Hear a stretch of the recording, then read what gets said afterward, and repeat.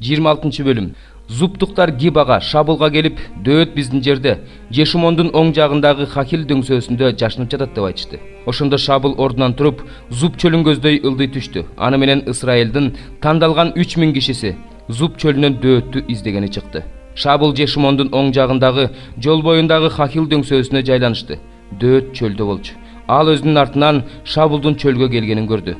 Дөөт тыңчыларды жиберип, Шабылдын келгени чын экенин билди. Ошондо дөөт ордунан турду да Шабылдын кошууну турган жерге келди. Анан дөөт Шабылдын жана анын аскер башчысы Нейр уулу Абенердин жайгашкан жерин көрдү. Шабыл чатырда уктап жатыптыр. Эл анын тегерегине жайланышыптыр. Дөөт Хеттик Акимелекке жана Серуянын уулу Жояптын бир тууганы Абышайга мындай деп кайрылды: Шабылга кошуунга мени менен ким барат? Абышай: сени менен мен барам деп жооп берди. Дөөт Абышай менен түн ичинде Шабылдын кишилерине келди. Шабыл чатырында уктап жатыптыр. Баш жагында найзасы жерге сайылып туруптур. Абенер жана эл анын тегерегинде экен. Ошондо Абышай дөөткө: Кудай бүгүн душманыңды колуңа салып берди. Эми мага уруксаат бер. Аны найза менен жерге кадайын. Мен бир эле саям, кайталабайм деди. Бирок дөөт Абышайга: аны өлтүрбө, анткени Теңирдин майланганына кол көтөргөн адам жазаланбай калмак беле деди. Дөөт мындай деди: Теңир тирүү, аны Теңир өзү өлтүрсүн. Же анын өлөр күнү келет, же согушта ажал табат. Теңир өзүнүн майланганына кол көтөрүүмө жол бербесин. Анын баш жагындагы найзасы менен суу куюлган идишин ал, өзүбүз жакка кетели. Дөөт Шабылдын баш жагындагы найзасы менен суу куюлган идишин алды. Анан алар өздөрү жакка кетишти. Эч ким көргөн да, билген да жок. Эч ким ойгонгон да жок. Баары уктап жаткан, анткени аларды Теңир уктатып салган эле. Дөөт тоонун башка бетине өтүп, алыста чокуда турду. Алардын ортосундагы аралык алыс эле. Анан дөөт элди жана Нейр уулу Абенерди чакырып: Абенер, жооп бер деди. Абенер: сен кимсиң? Эмнеге падышанын тынчын алып кыйкырып жатасың деди. Дөөт Абенерге мындай деди: сен эр жигитсиң. Сага Исраилда ким тең келет? Эмне үчүн өз мырзаңды, падышаны жакшы коргобойсуң? Анткени падышаны, мырзаңды өлтүрүү үчүн эл ичинен бирөө келип кетти. Сенин мындай кылып жатканың жакшы эмес. Теңир тирүү. Мырзаңарды, Теңирдин майланганын коргобогонуңар үчүн силер өлүмгө татыктуусуңар. Карачы, падышанын баш жагында турган найза жана суу куюлган идиш кана. Шабыл дөөттүн үнүн таанып: Дөөт, уулум, бул сенин үнүңбү деди. Менин үнүм, мырзам падыша, деп жооп берди дөөт. Дөөт дагы мындай деди: мырзам өз кулунун артынан эмнеге аңдып жүрөт? Мен эмне кылдым? Кандай кыянаттык кылдым? Эми менин мырзам падыша өз кулунун сөзүн угуп турсун. Эгер Теңир сени мага каршы чыгарып жатса, анда бул кылып жатканың сенин Теңирге арнаган жипар жыттуу курмандыгың болсун. Эгерде сени мага адам баласы каршы тукурса, анда аларга Теңирдин каргышы тийсин. Анткени алар бар жат кудайларга кызмат кыл деп мени Теңирдин мурасчысы кылбай кууп жиберишкен. Теңирдин алдында менин каным жерге төгүлбөсүн. Анткени тоодон чил кубалагансып, Исраил падышасынын издеп чыкканы бир бүргө. Ошондо Шабыл: мен күнөө кылдым, дөөт уулум, кайтып кел. Анткени сага мындан кийин жамандык кылбайм. Себеби менин жаным бүгүн сенин көз алдыңда кымбат болду. Мен акылсыздык кылдым, катуу жаңылдым деди. Дөөт мындай деп жооп берди: мына падышанын найзасы. Жигиттердин бири келип алып кетсин. Теңир ар бир адамга анын адилеттүүлүгүнө жана ишенимдүүлүгүнө жараша берсин. Анткени сени Теңир менин колума салып берген. Бирок мен Теңирдин майланганына кол көтөрүүнү каалаган жокмун. Бүгүн менин көз алдымда сенин өмүрүң кандай кымбат болсо, Теңирдин көз алдында менин өмүрүм да ошондой кымбат болсун. Ал мени ар кандай жамандыктан сактасын. Шабыл дөөткө: уулум дөөт, Кудай сага батасын берсин. Сен улуу иштерди кыласың, бардык ишиңде ийгиликке жетесиң деди. Ошентип дөөт өз жолу менен кетти. Шабыл да өз үйүнө кайтты. 7 бөлүм. Ал эми силердин мага жазып жибергениңер жөнүндө айтарым бул: эркектин аялга жакындабай эле койгону жакшы. Бирок ойноштук кылбаш үчүн ар бир эркектин аялы ар бир аялдын күйөөсү болсун. Күйөөсү аялына карата, аялы күйөөсүнө карата жубайлык милдетин аткарсын. Аялдын денеси өзүнө эмес, күйөөсүнө таандык. Ошондой эле эркектин денеси өзүнө эмес, аялына таандык. Өз ара макулдашкандан кийин орозо кармоо жана сыйынуу үчүн гана бири-бириңерден убактылуу алыс болгула. Андан кийин кайрадан бирге болгула. Өзүңөрдү кармай албаганыңардан пайдаланып, шайтан азгырып кетпесин. Мен муну буйрук катары эмес, кеңеш катары айтып жатам. Анткени бардык адамдардын мендей болушун каалар элем. Бирок ар бир адамдын Кудайдан алган рухий жөндөмдүүлүгү бар. Бири мындай болсо, экинчиси тигиндей. Үйлөнө электерге жана жесирлерге айтарым, алардын мен сыяктуу жалгыз болгону жакшы. Эгерде өздөрүн кармай алышпаса, үйлөнүшсүн. Кумарлангандан көрө үйлөнгөн жакшы. Ал эми үй бүлө кургандарга мен эмес, Теңир мындай буйрук кылат. Аял күйөөсү менен ажырашпасын. Эгерде ажыраша турган болсо, кайра күйөөгө тийбесин. Же күйөөсү менен жарашсын. Ал эми эркек аялын кетирбесин. Дагы бирөөлөргө Теңир эмес, мен мындай демекчимин. Эгерде кайсы бир туугандын аялы Теңирге ишенбесе, бирок чогуу жашаганга макул болсо, анда ал бир тууган аялы менен ажырашпасын. Кайсы бир туугандын күйөөсү Теңирге ишенбесе, бирок чогуу жашаганга макул болсо, анда ал бир тууган күйөөсү менен ажырашпасын. Анткени Теңирге ишенбеген күйөөсү Теңирге ишенген аялы аркылуу, Теңирге ишенбеген аялы Теңирге ишенген күйөөсү аркылуу ыйыкталат. Болбосо балдарыңар ыйык болмок эмес, азыр алар ыйык. Эгерде Теңирге ишенбеген тарап ажырашууну кааласа, ажырашсын. Мындай учурда бир туугандын башы бош, Кудай бизди тынчтыкка чакырган. Аял, балким күйөөң сен аркылуу куткарылып калар. Кайдан билесиң? Эркек, балким аялың сен аркылуу куткарылып калар. Кайдан билесиң? Кудай кимге эмнени белгилесе жана кимди кандай абалында чакырып алса, ошол боюнча жашасын. Мен бардык жыйындарга ушундай буйрук берем.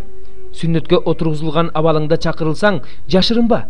Сүннөткө отургузулбаган абалыңда чакырылсаң, сүннөткө отургузулбай эле кой.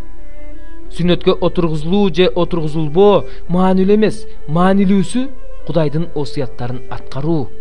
Ким кандай абалында чакырылса, ошол абалында калсын. Кул абалында чакырылган болсоң, уялба. Эгерде эркиндикке чыгуу мүмкүнчүлүгүң бар болсо, жакшысын пайдаланып кал.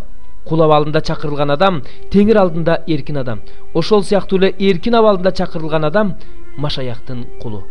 Силер кымбат баада сатылып алынгансыңар, адамга кул болбогула. Бир туугандар, ким кандай абалында чакырылса, Кудай алдында ошол абалында калсын. Турмушка чыга элек кыздар жөнүндө Кудайдан буйрук алган эмесмин. Бирок Теңирдин ырайымын көрүп, ишенимдүү болгон адам катары кеңеш берем. Азыркы кыйынчылыктарды эске алганда, үй бүлө курбай эле койгон жакшы деп ойлойм. Аялың бар болсо ажырашам дебе. Аялсыз калсаң, аял издебе. Эгерде үйлөнсөң күнөө эмес, эгерде кыз турмушка чыкса күнөө эмес. Бирок үй бүлө кургандар дене жагынан азап тартышат. Мен болсо силерди аяйм. Силерге айтарым, бир туугандар, аз убакыт калды. Мындан ары аялы барлар аялы жоктордой болсун. Ыйлагандар ыйлабагандардай, кубангандар кубанбагандардай, сатып алгандар сатып албагандардай. Бул дүйнөнүн жыргалчылыгын көрүп жаткандар жыргалчылык көрбөгөндөрдөй болушсун. Анткени бул дүйнө жок боло турган дүйнө. Мен силердин түйшүк тартышыңарды каалабайм. Үйлөнбөгөн адам Теңирге жагуу үчүн Теңирдикин ойлойт. Ал эми үйлөнгөн адам аялына жагуу үчүн бул дүйнөнүкүн ойлойт. Турмушка чыккан кыз менен турмушка чыкпаган кыздын да айырмасы бар. Турмушка чыкпаган кыз денеси, руху ыйык болуп, Теңирге жагуу үчүн Теңирдикин ойлойт. Ал эми турмушка чыккан кыз күйөөсүнө жагуу үчүн бул дүйнөнүкүн ойлойт.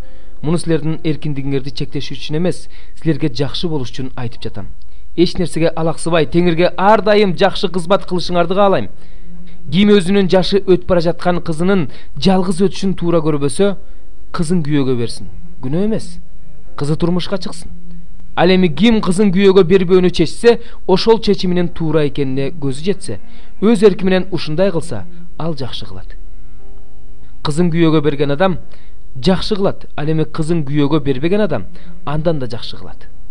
Күйөөсү тирүү турганда аялдын башы бош эмес, күйөөсүнүн көзү өтүп кетсе, аялдын башы бош. Каалаган адамына турмушка чыкса болот, бирок Теңирге ишенген адамга гана. Менин оюмча, жесир бойдон калган аял бактылуу. Менде да Кудайдын руху бар деп ойлойм. 5-бөлүм. Сен адам уулу, өзүңө бир курч бычак ал. Аны өзүңө сакал алгыч устара катары алып, аны менен башыңдагы чачыңды, сакалыңды ал. Анан тараза алып, чачыңды 3 бөлүккө бөл. Курчоо күндөр бүткөндө анын 3/1 бөлүгүн шаардын ортосунда өрттө. 3/1 бөлүгүн шаардын тегерегине бычак менен кескилеп сал. 3 бөлүгүн шамалга сапырып жибер. Мен болсо алардын артынан кылычты кынынан суурuyм. Бир аз чач алып, аларды өзүңдүн этегиңе байлап ал. Алардан да алып, отко ыргытып өрттөп жибер. Ошол жерден бүт Исраилга каршы от чыгат. Кудай Теңир мындай дейт: бул Иерусалим, мен аны элдердин арасына койдум. Ал эми анын тегерегинде өлкөлөр. Ал болсо менин буйруктарыма каршы бутпарастардан да жаман иш кылды. Менин мыйзамдарыма каршы өзүнүн айланасындагы өлкөлөрдөн да жаман иш жасады. Анткени алар менин буйруктарымды четке кагышты. Менин мыйзамдарым боюнча жүрүшкөн жок. Ошондуктан Кудай Теңир мындай дейт: силер айланаңардагы бутпарас элдерден да көп мыйзамсыздык кылдыңар. Менин мыйзамдарым боюнча жүргөн жоксуңар. Менин буйруктарымды аткарган жоксуңар. Жада калса өзүңөрдүн тегерегиңерде жашаган бутпарас элдердин мыйзамдары боюнча жүргөн жоксуңар. Ошондуктан Кудай Теңир мындай дейт: мен да сага каршымын. Мен өзүм сени бутпарас элдердин көз алдында жазалайм. Сенин бардык ыплас иштериң үчүн мен сага эч качан кылбаган жана мындан ары да кылбай турган нерсени кылам. Ошон үчүн сенин ичиңде аталары балдарын, балдары аталарын жешет. Сени жазалайм. Сенин бүт калдыгыңды туш тарапка сапырам. Ошон үчүн дейт Кудай Теңир: мен тирүүмүн. Сен менин ыйык жайымды өзүңдүн бардык жийиргеништериң жана ыпластыктарың менен булгагандыгың үчүн мен сени азайтам. Менин көзүм сени аябайт. Мен сага ырайым кылбайм. Сенин элиңдин 3/1 бөлүгү жугуштуу оорудан өлөт. Сенин ичиңде ачкачылыктан кырылат. 3/1 бөлүгү сенин айланаңда кылычтан кырылат. Ал эми 3/1 бөлүгүн туш тарапка сапырып, алардын артынан кылычты кынынан сууруйм. Ошентип мен бүт каарымды төгөм. Ошентип өзүмдүн аларга болгон каарымды кандырам. Ошентип мен канагаттанам. Менин аларга болгон бүт каарым төгүлгөндө мен Теңир аларга кызганчаактык менен айтканымды билишет.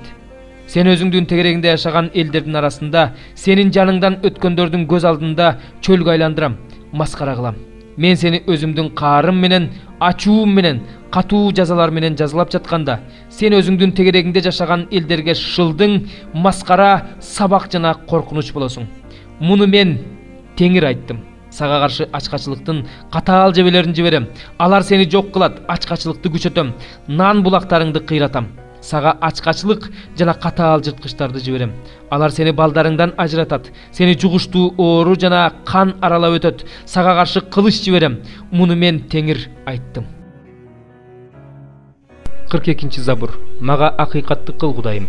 Кара ниет эл менен болгон ишиме кийлигиш. Мени адилетсиз, амалкөй адамдан куткар.